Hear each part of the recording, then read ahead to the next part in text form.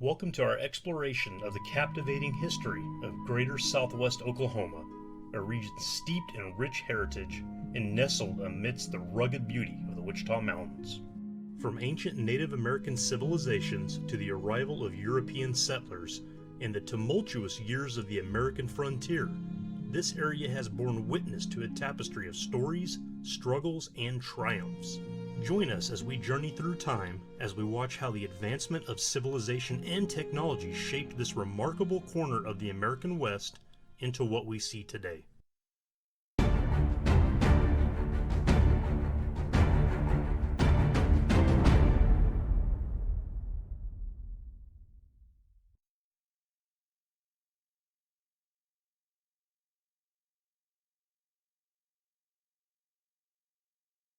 Southwest Oklahoma boasts a rich history dating back thousands of years.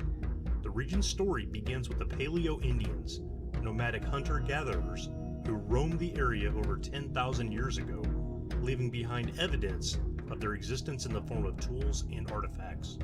The Clovis people are found to have resided here thousands of years ago. So what happened to them? It was initially thought they disappeared from the continent roughly 9,000 years ago and replaced by people with different genetic ancestry. However, recent studies found that there is a direct genetic lineage to the Clovis that can be traced. It doesn't appear that they were genocided or went extinct. They didn't vanish, they adapted and interbred. There are numerous known Paleo Indian sites. So where is the proof of these civilizations? Well, just behind me is the Cooperton Mammoth site.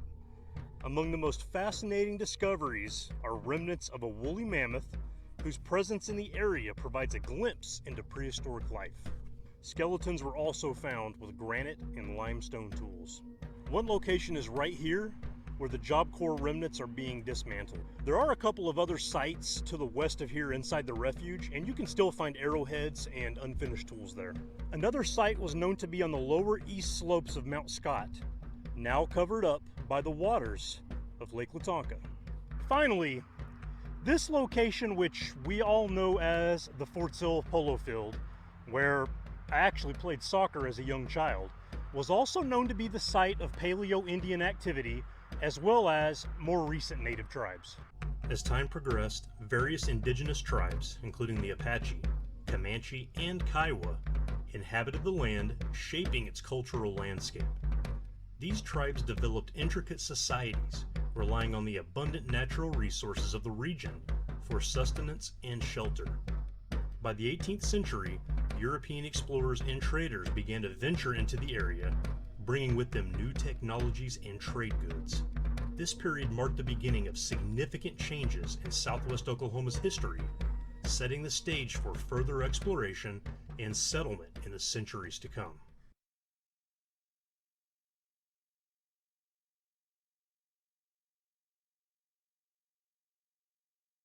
Spain owned what we know today as Southwest Oklahoma until 1800, when they transferred a large allotment of land to France. Southwest Oklahoma's diverse landscape, spanning from expansive prairies to rugged mountains, holds a significant place in American history. Once part of the Louisiana Purchase, a monumental land acquisition by the United States from France in 1803, this region played a pivotal role in doubling the size of the nation. The Adams-Onis Treaty, signed in 1819, marked a crucial moment in American territorial history.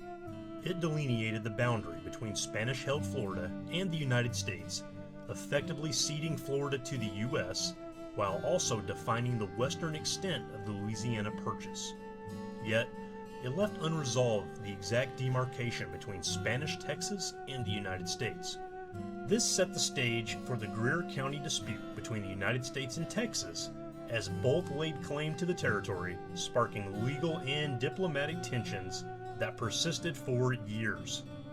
In 1820, as part of the Treaty of Doak Stand, the United States government allocated land in what is now Oklahoma to the Choctaw tribe. This treaty's primary objective was to facilitate the relocation of the Choctaw people from their traditional homelands in the southeastern United States to territories west of the Mississippi River, designated as Indian Territory. This initiative formed a significant component of the broader policy of Indian removal intended to open up Native American lands for white settlement. A few years later, Congress specifically reserved southwest Oklahoma for a Cherokee and Choctaw reservation. Also in 1820, the earliest maps depicting the Great Spanish Trail traversing through Oklahoma began to emerge. At this time, there were 23 states, and everything was pushing westward. By the 1830s, southwest Oklahoma was inhabited by a diverse array of indigenous tribes, including the Apache, Arapaho, Caddo, Comanche, Kiowa, Osage, and Wichita. These tribes resided in different locations across the region, each with their own distinct cultures, traditions, and way of life.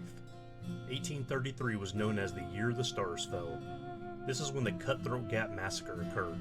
This was a tragic event in which a group of the Osage tribe ambushed and massacred a party of Kiowas in present-day Comanche County. This harrowing incident heightened hostilities between the Osage and Kiowa tribes, exacerbating the already simmering tensions that fueled conflicts throughout the region during the 19th century.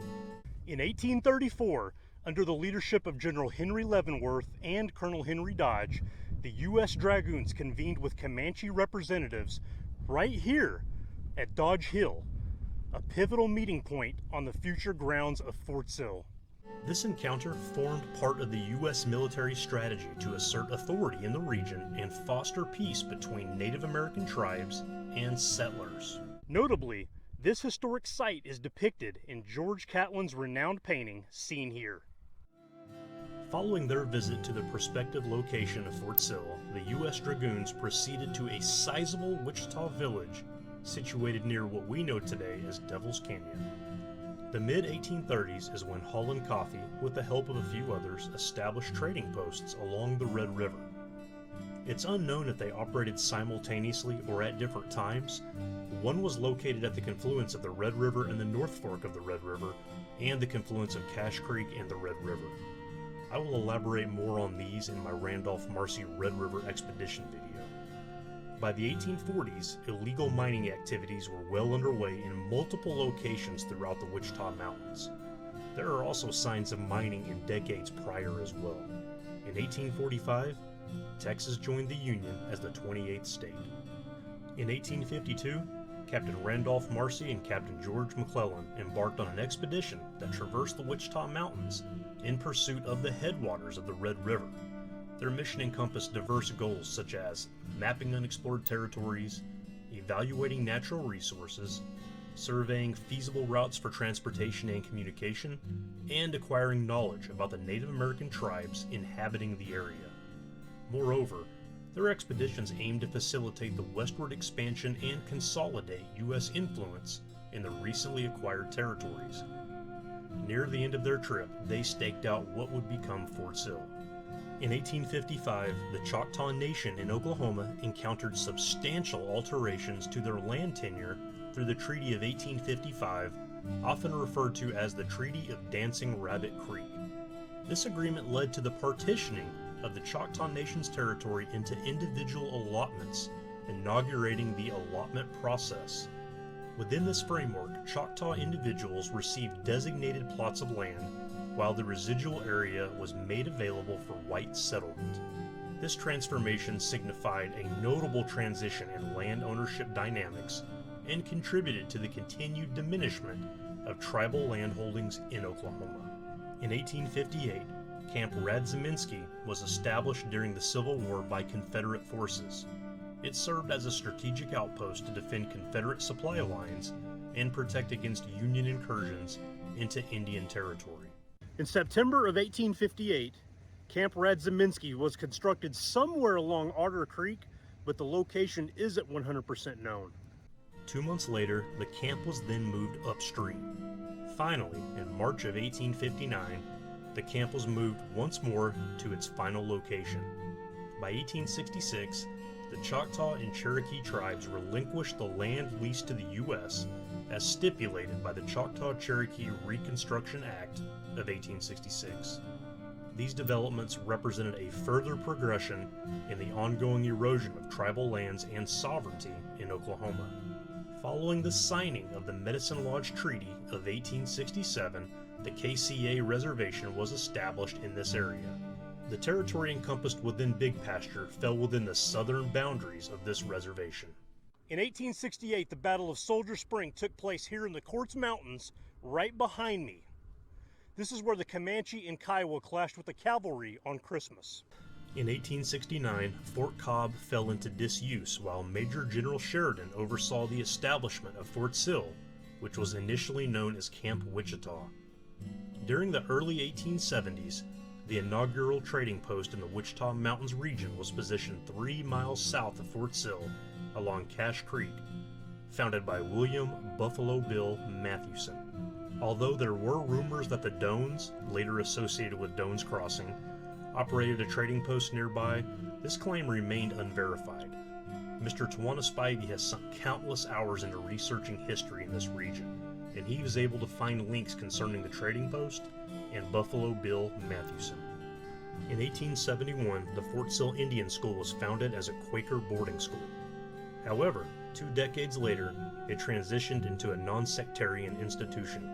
In 1874, Captain John Lytle led the transportation of 3,500 longhorn cattle, marking the inaugural drive along what would later be known as the Great Western Cattle Trail. In 1875, Quanah Parker surrendered at Signal Station on Fort Sill shortly after the Battle of Palo Duro. Just a year later, in 1876, the final sighting of a buffalo herd occurred in Oklahoma. Doanes Crossing Trading Post was established along the Red River in 1878, serving as a pivotal point along the Great Western Cattle Trail. In 1883, Tom Wilson and John Passmore established a trading post at the North Fork of the Red River along the Great Western Trail. This outpost served as the sole source of supplies between Doanes Crossing and Fort Supply, later evolving into the town of Warren. A couple of years later, in 1885, the Greer County dispute persisted.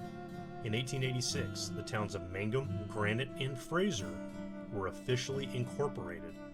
Fraser, situated along Bitter Creek, would later be renamed Altus. The old agency village, which was also called the Red Store, sprang up roughly 3 miles southeast of the old Sill Army Post on the east bank of Cache Creek, near what we know today as Rogers Lane. By 1894, the Great Western Cattle Trail saw a heavy decline in usage. This map surfaced showing stagecoach routes in 1895, upgraded in 1901 to show the future location of Lawton. In 1889, construction of the Quanah Parker Star House concluded, located just south of the Wichita Mountains. In 1890, Congress created the Territory of Oklahoma.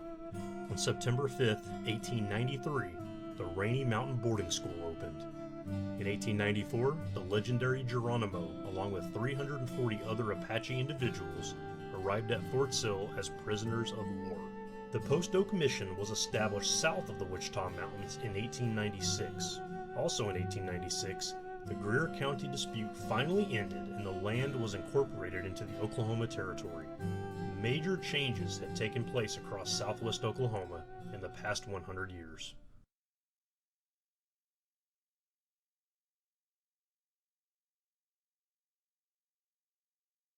By 1900, the railroad made its way into southwest Oklahoma with the completion of the line from Chickasha to Granite to Mangum. 1901 was a busy year for southwest Oklahoma as it opened for settlement, including KCA Reservation lands, and over 165,000 individuals flooded the area, initiating mining operations. The mining town of Mears was established alongside other settlements including Oriana, Doris, Wildman, Golden Pass, and Camp Homestead. Kiowa, Caddo, and Comanche counties were created. President McKinley designated 60,000 acres as a forest reserve, and with Fort Sill growing, modern-day Comanche County began to take shape. On August 1, 1901, Lawton was established. On August 26th, Blair was established. Shortly thereafter, Cooperton, Lugert, and Chattanooga were all established as well. Quite a few milestones were reached in 1901. One of the biggest would be when the Rock Island Railway finally made its way to the Lawton-Fort Sill area. 1901 came to a close as Roosevelt and Frederick were founded.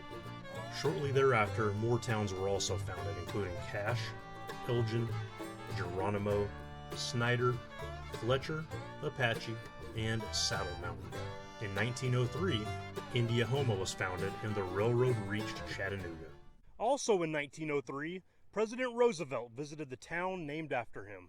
By 1904, most mining activities in the Wichita Mountains had ceased, but granite quarries and a few big mines, such as the Gold Bell here, remained operational.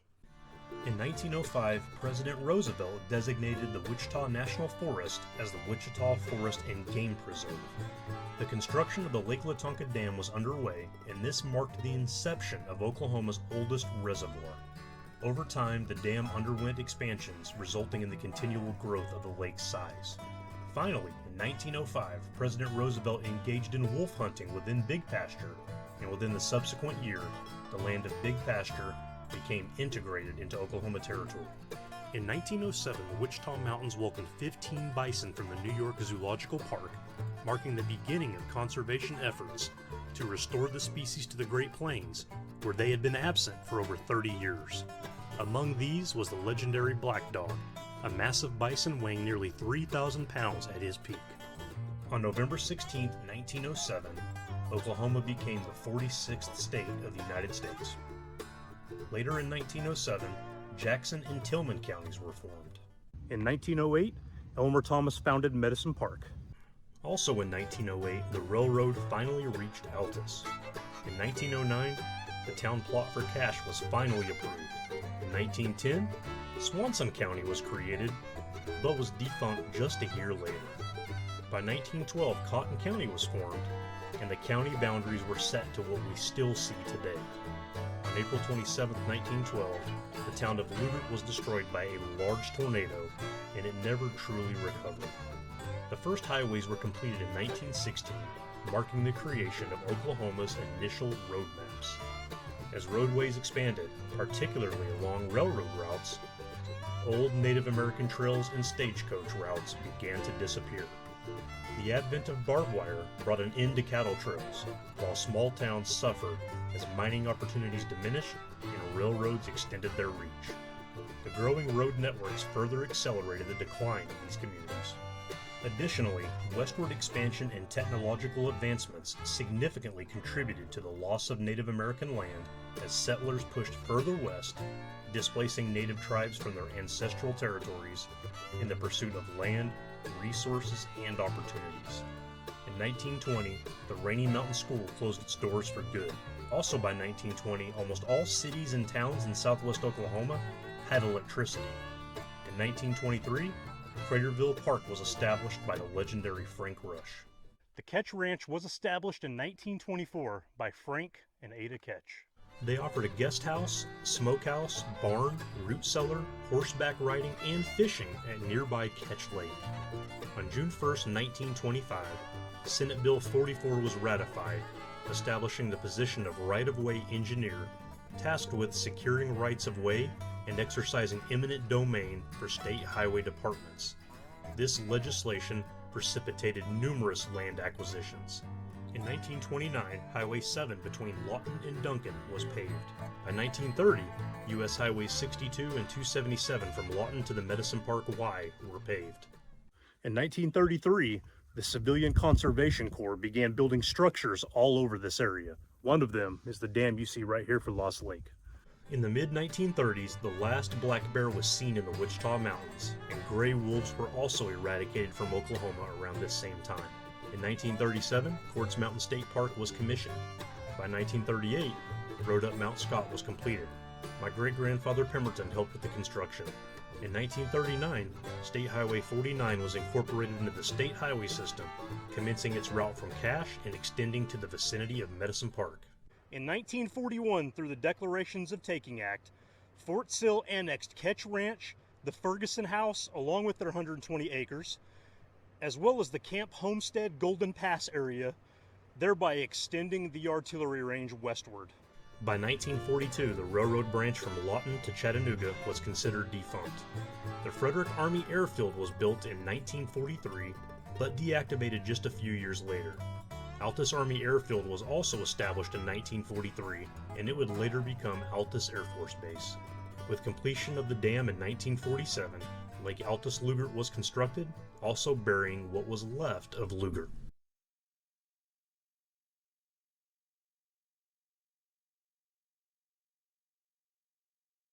The Lawton-Fort Sill Regional Airport was opened on Labor Day in 1950. In 1954, the steel spillway gates were added to the Lake Latonka Dam. The 1957 expansion of Fort Sill led to the acquisition of Craterville Park, the Post Oak Mission, the land housing the graves of Quanah Parker and his family and others, and the site of the Star House. Subsequently, amusement park rides from Craterville Park were relocated to Quartz Mountain. The Star House was transferred by the Army to the town of Cache, later purchased by Herbert Wosner, and relocated to Eagle Park, where it now stands in an exposed state of deterioration.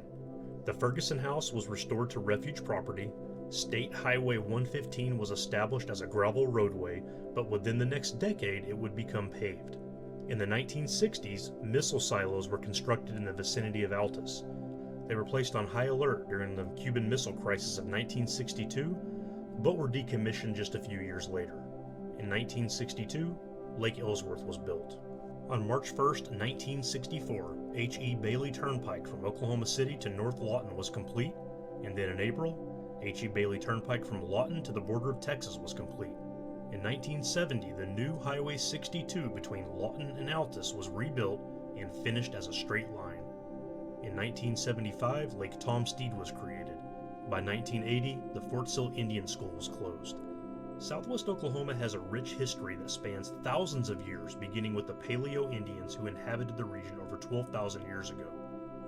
Over time, the region saw the rise of various Native American cultures who adapted to the plains environment with advanced hunting, farming, and trading practices. The years brought specific changes with the arrival of European settlers, leading to conflicts and the eventual displacement of native tribes. With the land run of 1901, rapid agricultural and economic development exploded. Southwest Oklahoma then transformed into a more diverse and modern region, with the growth of towns, infrastructure, and industries such as agriculture, oil, and military installations, particularly around Fort Sill, shaping its contemporary identity. This is the genesis of Southwest Oklahoma.